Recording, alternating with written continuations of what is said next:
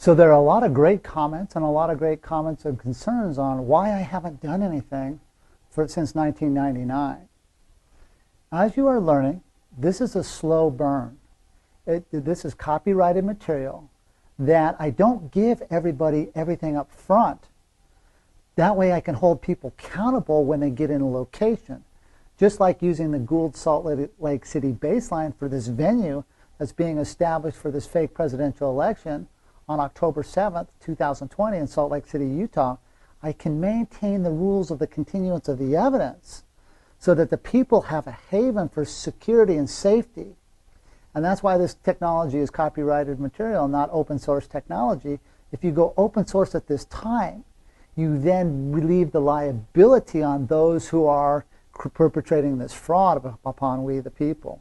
Okay, so it's kind of been a slow burn. Those are great comments about, why I haven't been doing things, but I don't tell everybody everything up front. That would be foolish as a commander-in-chief. It'd be very foolish to tell you my moves, because the moves have already been set up, and now they're playing into the story that the rules and the continuity of government have been maintained on. So those are great comments, and I've been doing it for 24 years.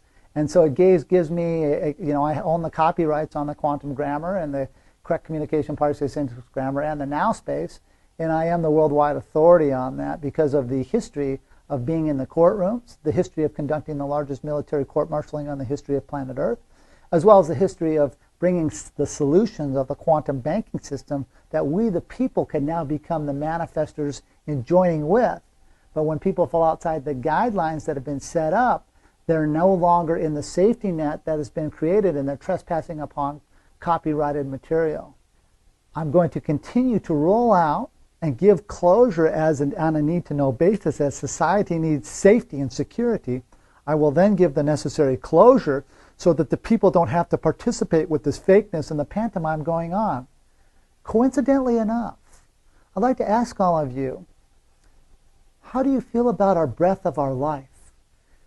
The love, be able to breathe, to talk to your God, to be one with consciousness, to speak. Or are many of you falling into the pantomime of putting a mask on yourself and depriving the breath of life and the energy of love and the manifestation that's all here for us? So I challenge all of you. What have you done to take the mask off, to breathe the abundance of thriving of the life, to share in your God source, for your Creator, for your God? What are you doing? Or are you just simply masking yourself? I challenge each and every one of you to search deep within you. When placing a mask upon yourself, does your breath and the harmonic and love of that energy flow out? Or is it just all self-contained? Are they stopping you from being your own self-manifester, your own source? Are you hanging yourself by not knowing? Or not now, are you learning? And are you willing to make the choice to do something about that? Thank you all for your time. I challenge each and every one of us, as I challenge myself, to comply with the breath of the life and the love and the liberty and the source that comes from that. All of you, if you choose to mask that, then your source is dead. That's on you. That's not on a manifest. That's not how a manifestation works. We speak it into existence, but and we see it into existence.